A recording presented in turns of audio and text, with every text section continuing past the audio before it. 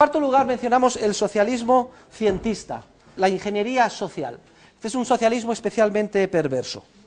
El socialismo que patrocinan o respaldan los intelectuales. Todos aquellos que en general piensan que son más listos que el resto de sus congéneres, porque han estudiado más años, porque saben más, porque tienen una cultura mayor, porque son más refinados, se consideran superiores y por tanto, con una arrogancia espectacular, se consideran por tanto legitimados para diseñar las vidas del resto de los ciudadanos de a pie. Este socialismo cientista es enormemente peligroso, porque en última instancia, como explica Hayek en su obra titulada precisamente por eso, La fatal arrogancia, los errores del socialismo, el pecado más grave de un ser humano en general y de un científico en particular es el pecado de orgullo, de arrogancia intelectual, de pensar que somos tan listos que podemos hacer lo que queramos en el cuerpo social. Y esta tentación es especialmente grave en relación con los intelectuales, en relación con mis colegas, en relación con los que estudiamos, en relación con los que dedicamos nuestra vida al análisis, a la investigación y a la ciencia. De tal forma que, aunque sea triste decirlo, tenemos que ponernos siempre en guardia frente a los científicos. Es muy fácil encontrarse detrás de un científico, que aparece muchas veces de manera benevolente, como una persona que ha hecho grandes contribuciones a la humanidad, etcétera, encontrarse detrás de él siempre a un dictador. Y esto es algo que históricamente en la historia del pensamiento pueden ustedes constatar continuamente. Ya desde la antigua Grecia, de los primeros filósofos. Vean ustedes el caso de Platón. El ideal para él es Esparta, la sociedad militarista, organizada desde arriba. Cómo desdeña a los empresarios, a los artesanos, a los comerciantes. ¿Y qué es lo que dice Platón? Dice, pues esa sociedad militarista, comunista, en la que todos los recursos están puestos a disposición de todo el mundo, en la que no existe familia. ¿Qué es eso de la familia burguesa? No, sino que las mujeres pues están a disposición de todos los hombres, a lo que hay es un pool de mujeres, entonces cada uno echa mano cada día de la que quiere, y luego se tienen los hijos, y afortunadamente, razona Platón, no hay relaciones de lealtad familiares, un papá y una mamá, sino que el hijo es del Estado.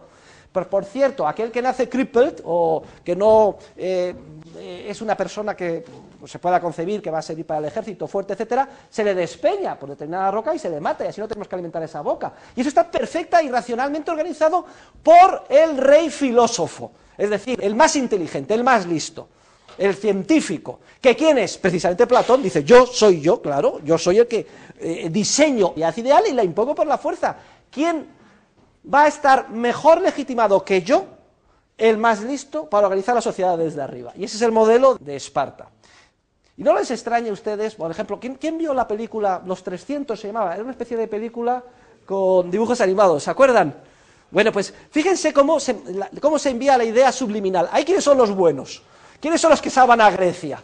Joder, los 300 tíos, de espartanos. ¿Cómo van todos? Los pintan musculosos, y cuando van camino de las Termópilas, ¿no? el desfiladero, se encuentran con los de Atenas. ¿Cómo pintan la película los de Atenas? Pues unos tontolabas, aparecen allí. ¿Pero tú qué eres? No, yo soy zapatero. Zapatero. ¿Y tú qué eres? Yo soy curtidor. Los pintan como idiotas, poco menos. Y frente a esos, ¿qué tal? 300 soldados. ¡Zum! Estos son los que vamos a salvar al mundo. Entonces, el ideal de Esparta y la Atenas comercial, empresarial, relativamente más liberal, democrática, se la desdeña, se la ningunea, es nada. Pues que conste que esa presentación de la película responde exactamente al modelo intelectual de los grandes filósofos que han pasado a la posteridad. Es decir, de Sócrates, que era un arrogante como la copa de un pino, que claro que corrompía a los jóvenes de su época, no tengan ustedes ninguna duda. La corrupción consistía en decirles, no sigas el camino de tus padres. ¿Qué es eso de que tu padre quiere que sigas con el negocio de velas de cera o de flautas? No, hombre, no. Vente conmigo a buscar la virtud. Nunca entendieron estos filósofos el orden espontáneo de mercado que permitió que prosperara Atenas en un entorno comercial en todo el Mediterráneo y que creara un nivel de riqueza tal que, entre otras cosas, permitió que gente como Sócrates, sin dar ni golpe, pues pudiera vivir. Y uno de los principales discípulos de Sócrates es Platón. Menudo pájaro, Léanse ustedes sus aportaciones. Y Aristóteles, que está un poco entre dos aguas, tampoco es trigo limpio. Porque Aristóteles, para empezar, ¿qué fue? fue preceptor del hijo del mayor tirano de la época, Filipo de Macedonia, que es el que acabó con el entorno de libertad de las ciudades-estado en Grecia. Pero es que además su propio pupilo era un demente, un loco, un dictador y un tirano, Alejandro Magno, menudo pájaro también. Es cierto que se encuentra que Aristóteles defiende la propiedad privada, tampoco con mucho convencimiento, pero tampoco entiende el orden espontáneo del mercado. Dice Aristóteles que sería imposible concebir una ciudad-estado de más de 50 o 100.000 habitantes porque sería imposible organizarla desde arriba. No entiende el orden espontáneo del mercado. Estos primeros filósofos, muchos de ellos genios en el ámbito de la epistemología, etcétera, no entendieron ni siquiera los rudimentos del orden espontáneo del mercado, que los entendieron sus oponentes, mucho más, los tan denostados sofistas entendieron mucho mejor ese orden espontáneo, o algunos otros filósofos como Genofonte, etcétera, pero no ellos. El caso es que esta arrogancia cientificista que alimenta el socialismo de la ingeniería social es tan antigua como el desarrollo del pensamiento humano. Y se plasma en los tiempos modernos en lo que se llama el racionalismo cartesiano, o el racionalismo constructivista. Es pensar que la razón del ser humano lo puede todo. Quizá la ilustración más clara sea la Revolución Francesa. Se destruyen las imágenes en las iglesias y se sustituyen por la diosa razón. Se deifica la razón del ser humano. Se pone tal confianza en la razón del ser humano que pensamos que por vía científica pueden solucionarse todos los problemas. Que gracias a la técnica, a la ingeniería, a los avances de las ciencias de la naturaleza, plasmando esa forma de enfrentarnos al mundo al ámbito social, podemos desarrollar una ingeniería social que, aplicando una serie de recetas, permitiría organizar la sociedad de una manera más justa, de una manera eficiente.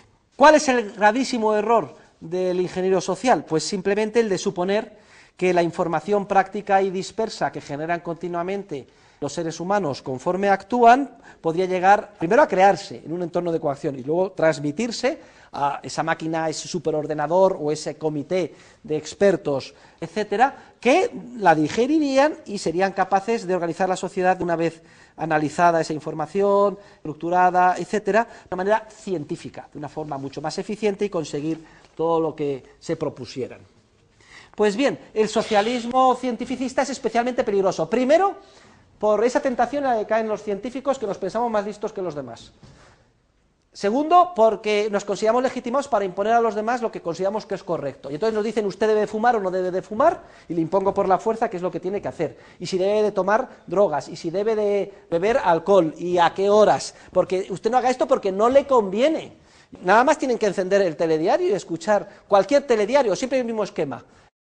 Hay tal problema que se detecta por culpa de que la gente es tonta, pero no se preocupen porque hay esta agencia, este comité o este ministerio y nosotros con los impuestos ya hacemos, decimos, formamos, enseñamos y si aún así no se obtienen resultados, imponemos por la fuerza. Es un racionalismo erróneo, este racionalismo que endiosa la razón.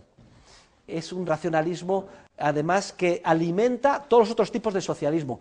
Es curioso, detrás de cualquier dictador, sea Hitler, sea Stalin, cualquiera que ustedes se puedan imaginar, siempre ha habido una corte de científicos, de intelectuales, justificando lo que hacían y haciéndoles la pelota. Siempre han encontrado la justificación científica y de ingeniería social para las atrocidades que llevaban a cabo. Pero es que incluso además científicos absolutamente consolidados o que han hecho un bien enorme a la humanidad, por ejemplo, Einstein, ¿de acuerdo? Si cogen ustedes sus afirmaciones sobre cuestiones económicas o políticas, es que es realmente penoso lo que decía, porque no sabía nada de economía, podía saber muchísimo de física cuántica, matemáticas o teoría de la relatividad, pero de cómo funciona el cuerpo social, de lo que es el orden espontáneo del mercado, absolutamente nada. Tiene en la página 145 las 5 razones por las cuales yerra el ingeniero social. Es importante, analícelas despacio, no las voy a mencionar aquí, y por favor cuando les pregunte este epígrafe no dejen de contestarlas. Y luego hay un cajón desastre, porque si no se haría eterno el tema, con otros tipos de socialismo que han surgido en la realidad. Por ejemplo, hablamos del socialismo cristiano solidario. Bueno, pues hay muchas personas de buena fe o que tienen fe religiosa en cualquiera de las denominaciones cristianas, y entonces lo que pretenden es el ideal de redención del género humano y de vida eterna, pues adelantarlo también a la tierra. ¿Por qué no lo vamos a hacer así? E imponer por la fuerza que es la característica esencial del socialismo, esos ideales, esos objetivos. Entonces leemos en el Evangelio que los primeros cristianos vivían en un régimen comunista, ponían todo en común y lo repartían según sus necesidades. Es cierto, pero lo hacían voluntariamente, no porque lo impusieran nadie desde arriba por la fuerza. Entonces, voluntariamente, si alguien decide organizar una comuna y consigue que voluntariamente en ese régimen de vida se le apunte gente, no hay ningún problema. Eso sería economía de mercado. El problema está cuando eso se quiere imponer por la fuerza. Y entonces decimos, entonces está justificada, vamos a hacer una teología de la liberación. ¿Pero qué significa la liberación? Significa que vamos a justificar una guerra de guerrillas. Esto ya son ametralladoras, guerrilleros, terroristas, para imponer por la fuerza. Entonces hay una guerra civil en El Salvador, etcétera, para imponer por la fuerza el ideal. Hay unos que son los buenos y otros que son los malos. Y yo estoy con mi fusil para matar al terrateniente, para quedarme con su tierra, porque es injusto lo que ha hecho. Oiga, pues eso vamos a analizar los derechos de propiedad, a ver si son o no legítimos, y de una manera, digamos, objetiva, civilizada, utilizando tribunales de justicia, ya se verá cuál es. Pero no una revolución que estaría justificada, y el mayor de las atrocidades que para concebir, en el nombre a lo mejor de Jesucristo, utilizando la violencia física. La coacción sistemática. Este es lo que alimentaría el socialismo cristiano solidario. También está el socialismo sindicalista. Se quiere imponer por la fuerza un sistema en el que las empresas sean propiedad de los trabajadores que las trabajan. Este socialismo es especialmente perverso y caótico, porque claro, si a uno le toca trabajar en una empresa muy rica con mucho capital, pues tendrá una parte muy grande en la distribución. Si otro está trabajando en una vaquería con 4 vacas, le tocará muy poco. Y entonces, ¿por qué unos más y por qué otros menos? Y cuando se produce esta especie de sindicalización, enseguida se establecen barreras. Ya aquí en mi cooperativa no puede entrar más gente, porque si entra más gente yo toco a menos. Se intentó el socialismo sindicalista en la extinta Yugoslavia comunista y fue un fracasazo. Incluso los pocos vínculos de coordinación que quedaban vía mandato en la Rusia soviética desaparecieron y el caos fue indescriptible.